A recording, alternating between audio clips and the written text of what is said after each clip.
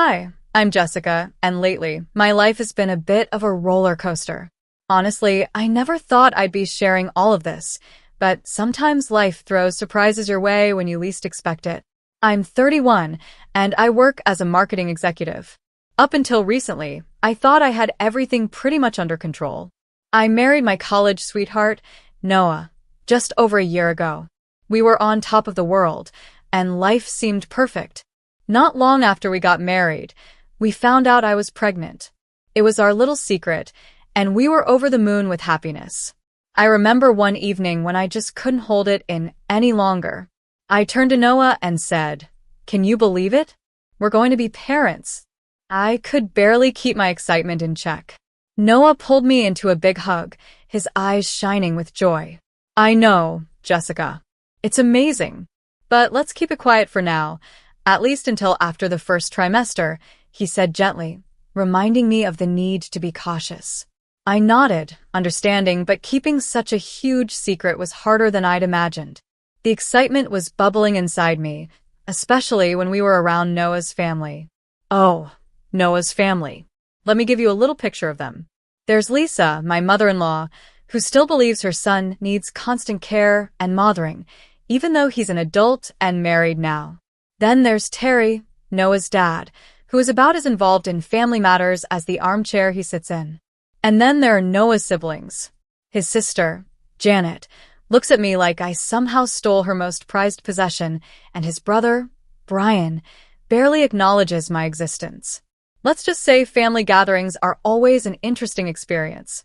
Take last Sunday's lunch, for example. We were all sitting down to eat when Lisa looked over at Noah and said, "Noah, honey, your shirt is wrinkled. Jessica, don't you know how to use an iron?" Her tone was sharp enough to cut through glass. I felt irritation rise in me, but I managed to keep my cool. "I'll make sure to double-check next time, Lisa," I replied, forcing a smile, even though my patience was running thin. Then Janet, always eager to jump in, added her 2 cents, smirking as she said, "Oh, Jessica, don't stress. Not everyone is cut out for homemaking." I could feel my blood pressure rise, but I refused to give her the satisfaction of reacting. I kept my smile steady, though I was definitely fuming on the inside. Later, when I finally got a moment to myself, I called my best friend, Olivia, to vent. "If Lisa makes one more comment about my housekeeping skills, I swear, I'm going to lose it," I said, pouring out my frustration. Olivia listened patiently, offering a mix of sympathy and laughter that helped me feel a little better. It's amazing what a good friend can do, even on the toughest days. So here I am, managing work, a new marriage, a big family, and now the news of a baby on the way. Life is definitely a whirlwind, but I'm learning to take it one day at a time, keeping my focus on the things that truly matter. I groaned into the phone as I told Olivia everything. She laughed on the other end, saying, "Girl, you married Noah, not his mother. You need to tell her to back off." I sighed, wishing it was that easy. "Noah hates conflict, and I don't want to start any family drama," I said. But honestly, sometimes it feels like I'm drowning in all their expectations. Olivia, always the practical one, said, "You've got to stand up for yourself, Jessica. Especially now, with a baby on the way." She was right, of course. But the thought of confronting Lisa and the rest of the family made my stomach turn. Or maybe it was just the morning sickness adding to my stress. Either way, I knew things couldn't go on like this forever. As the weeks went by, it became harder and harder to keep the pregnancy a secret. One night, as Noah and I lay in bed, he turned to me with a mix of excitement and nervousness in his eyes. "Jessica, I think it's time. Let's tell them about the baby at the family dinner next week," he said. He was looking at me, waiting for my reaction. I hesitated. Part of me wanted to keep our happy news to ourselves, away from Lisa's constant criticism and Janet's obvious jealousy. But I knew we couldn't keep this hidden forever. "Okay," I agreed, trying to sound braver than I felt. "Let's do it." Still, I couldn't shake the feeling that this announcement would change everything, for better or worse. I just didn't know how big of a change was coming. The day of the family dinner arrived, and I was a nervous wreck. I had spent hours cooking, hoping that maybe, just maybe, this time Lisa would be impressed. But that was wishful thinking. As soon as we sat down, Lisa commented, "Jessica, dear, the roast is a bit dry. Did you forget to baste it?" Her voice was syrupy sweet, but I could hear the criticism behind it. Forcing a smile, I replied, "I'll remember that for next time." But she wasn't done. "And that dress, is it new? It seems a bit tight, don't you think?" Her eyes lingered on my waist, clearly noticing the subtle changes in my body. I was about to respond when Noah cleared his throat. "Actually, Mom, we have some news," he said. This was it. I took a deep breath, giving him a small nod. "Jessica and I are having a baby," he announced, smiling. For a moment, the room fell silent. Then it erupted. "Oh, sweetie, that's wonderful," said Terry, Noah's dad, with a rare smile. Brian, Noah's brother, muttered a half-hearted congrats. Janet's face twisted with what I could only describe as jealousy. But it was Lisa's reaction that truly shocked me. "Are you sure, Noah?" she asked, her tone skeptical. "How do you know she's not lying?" I couldn't believe what I was hearing. "Excuse me?" I said, my voice barely a whisper. Lisa continued, narrowing her eyes at me. "It just seems like convenient timing, doesn't it? Just as Noah's career is taking off." Noah looked genuinely confused. "What are you talking about, Mom?" he asked. Janet, always quick to add fuel to the fire, chimed in. "Remember, Jessica used to be so strict about birth control. Funny how things change, huh?" I felt my heart drop. This announcement was supposed to be a joyful moment for our family, a chance for everyone to share in our happiness. Instead, it had turned into a moment of judgment and suspicion. In that moment, I realized just how complicated this family really was and how challenging it would be to bring a child into this world surrounded by such distrust. I couldn't believe what I was hearing. This was supposed to be one of the happiest moments of my life.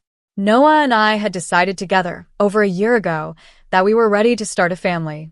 I felt the weight of their judgment crushing down on me, and I could hardly believe I was being questioned like this. "This is supposed to be good news," I said, looking at Noah, hoping he'd defend me. But he seemed hesitant, and I could see a flicker of doubt in his eyes. That hurt more than anything. Then Lisa, his mom, stood up, her chair scraping loudly against the floor. "If you're really pregnant, prove it," she said coldly. "Prove it," I echoed, my voice trembling with anger and disbelief. "What do you want me to do? Take a test right here in front of everyone?" Lisa rolled her eyes. "Don't be so dramatic, Jessica. A proper blood test will do," she snapped. I turned to Noah, hoping he'd step in and stop this madness, but he looked conflicted, glancing between his mother and me. Then, to my shock, he said softly, maybe it's not a bad idea, Jessica. Just to put everyone's minds at ease." My heart felt like it had shattered into pieces. How could he even consider this? How could he question me like this? I took a deep breath, my world spinning. "This is insane. I'm leaving," I said, turning to go. But Lisa moved in front of me, blocking my way. "Not so fast. If you walk out that door, we'll all know you're lying," she sneered.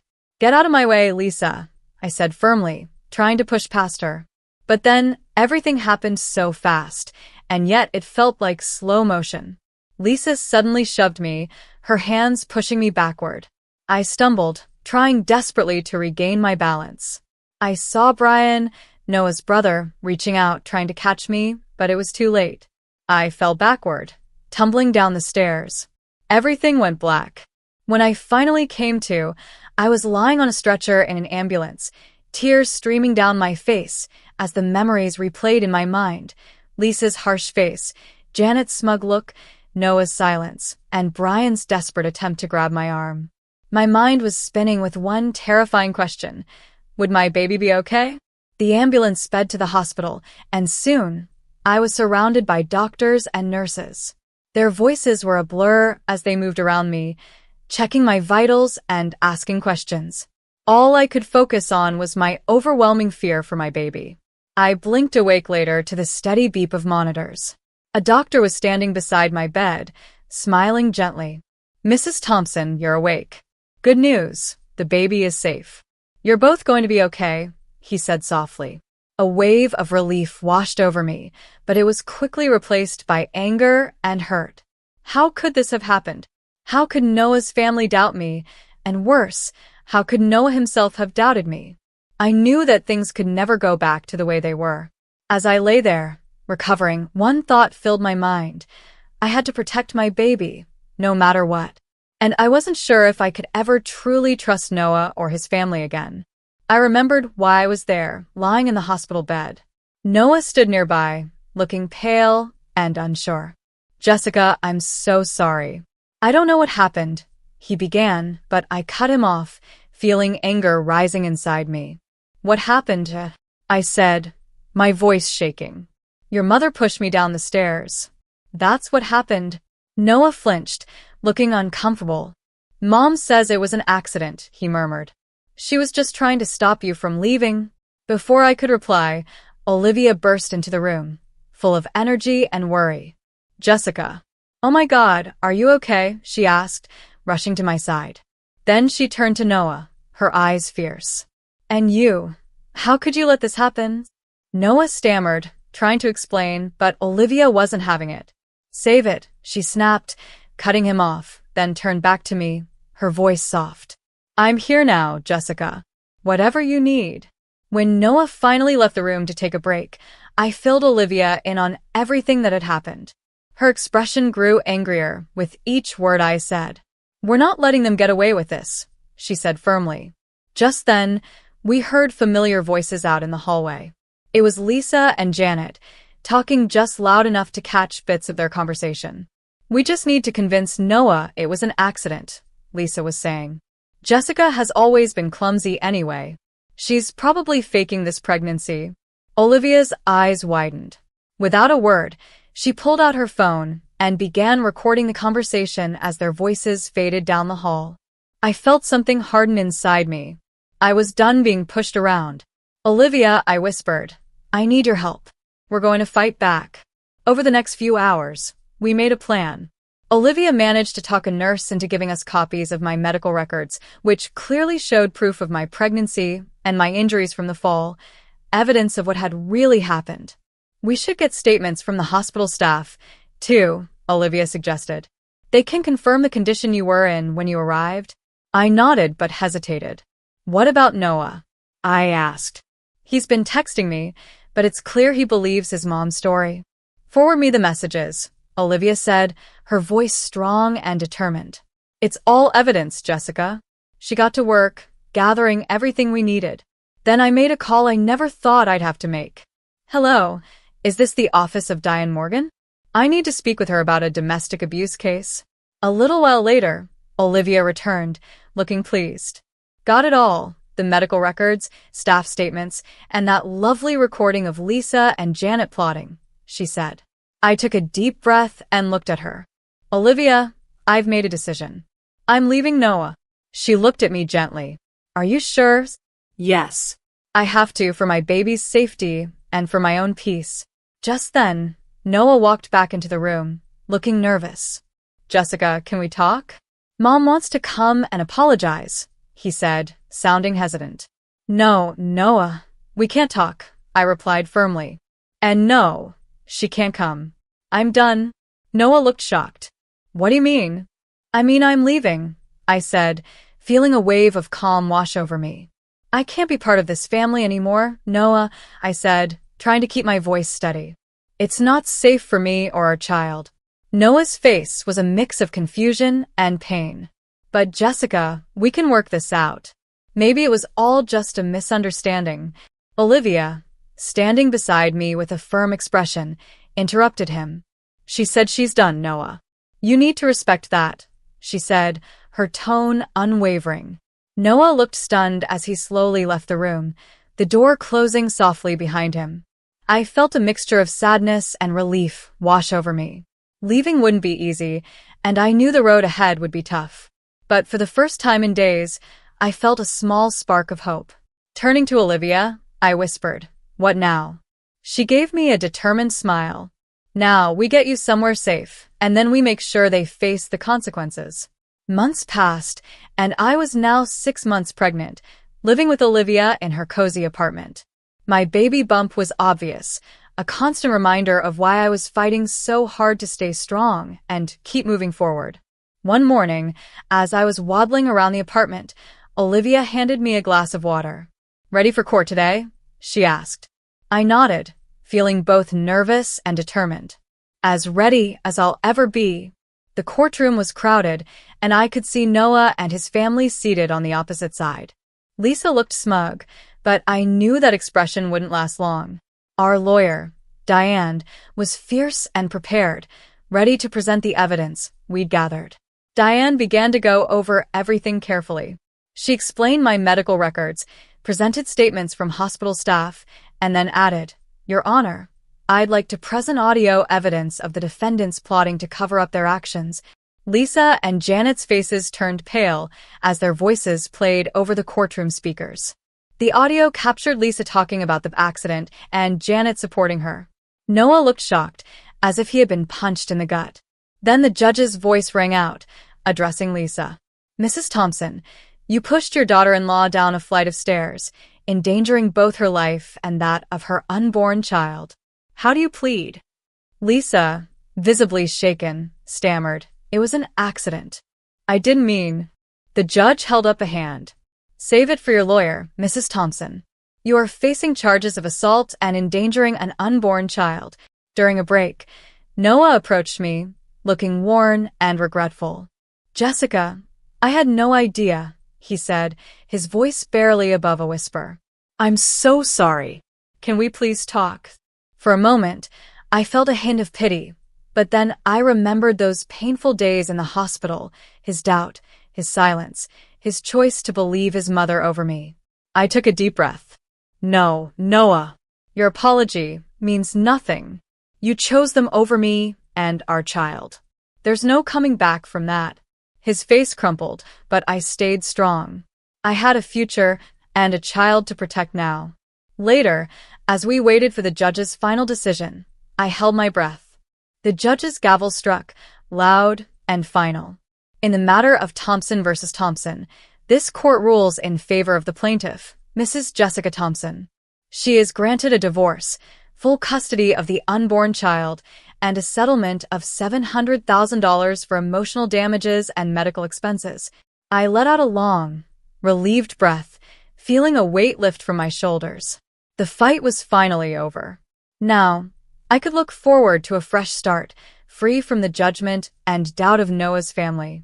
I had a future to rebuild, for myself and my baby, and I knew that this was only the beginning. I hadn't realized I was holding my breath until it was finally over.